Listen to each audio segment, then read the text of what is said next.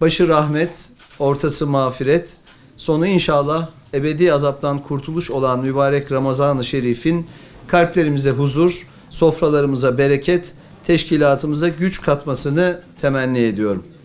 Bizler de bu mübarek günleri anlamına ve önemine mütenasip şekilde idrak etmenin gayretindeyiz. Ziyaretimiz kapsamında Malatyalı hemşehrilerimizle buluşacak, bizlere gönlünü ve sofrasını açan kardeşlerimizle bir araya gelerek hasbihal edeceğiz. Biliyoruz ki birliğimizin ve kardeşliğimizin bereketi her türlü zorluğu aşmamızdaki en büyük anahtardır. Biz iyi günde olduğu gibi kederde ve zorlukta da birbirine kenetlenen, acıyı paylaştıkça azaltan büyük bir aileyiz. Dara düştüğümüzde birbirimize daha sıkı sarılmak en kadim geleneğimizdir. Bu birlik ruhunu en ağır imtihanlarımızdan biri olan 6 Şubat depremlerinde de gösterdik. Milletimiz tek yürek oldu, devletimiz tüm kurumlarıyla sahaya indi. Devletimizin tüm imkanlarını seferber ederek okullarıyla, hastaneleriyle, kamu binalarıyla, yollarıyla, içme suyu hatlarıyla, enerji ve iletişim altyapısıyla, sanayi projeleriyle, çarşılarıyla, sosyal donatı alanlarıyla şehirlerimizi hep birlikte yeniden inşa, ihya ediyoruz. Sahada yoğun mesai harcayan Çevre Şehircilik ve İklim Değişikliği Bakanlığımız 3 yıl gibi bir sürede 455 bin bağımsız bölümü tamamladı, anahtarlarını hak sahiplerine teslim etti. Bu devasa çalışmanın başlıca adreslerinden Malatya'mızda 75.573 konut ve 4.088 iş yerini güvenli, modern ve Malatya'nın ruhuna uygun bir mimariyle inşa ederek hemşehrilerimizle buluşturdu.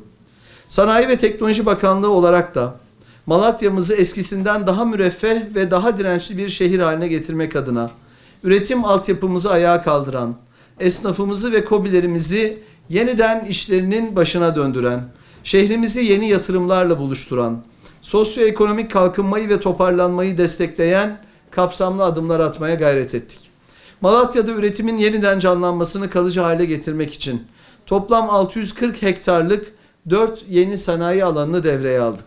Sanayi tesislerimizde depremin bıraktığı izleri tamamen silmek ve üretim çarklarını eskisinden çok daha güçlü şekilde döndürmek adına gerçekleştirilen projelere 7,3 milyar lira finansman sağladık. Depremde iş yerleri hasar gören ve zorlu şartlara rağmen işlerine devam eden Malatya'daki KOBİ'lerimizin acil ihtiyaçlarına yönelik 1 yılı geri ödemesiz, 3 yıl vadeli ve 0 faizli destek sunan KOSGEB Acil Destek Kredisi programıyla 2212 KOBİ için 1,6 milyar lira kredi hacmi oluşturduk. İlimizdeki 9683 KOBİ'ye deprem sonrası canlanma destek programı kapsamında KOSGEB eliyle 7 milyar 100 milyon lira kaynak sağladık. Deprem felaketinin ardından yatırımların sekteye uğramaması için Malatya'da gerçekleşecek yatırımları cazibe merkezleri programına dahil ettik.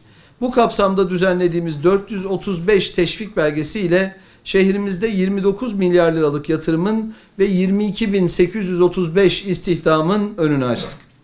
Yeni teşvik sistemimizle de İlimizdeki OSB'lerde çalışanların SGK primi işveren paylarını 14 yıl, çalışan paylarını ise 10 yıl boyunca bakanlık olarak biz karşılıyoruz. İnşallah birazdan da toplam 6,2 milyar lira yatırım büyüklüğüne sahip 10 yeni projemizin açılışını gerçekleştireceğiz. 714 işyerlik Yeşil Yurt Sanayi Sitesi'nin ilk etapının anahtar teslimini yapacağız ve 192 işyerlik ikinci etapın temelini atacağız.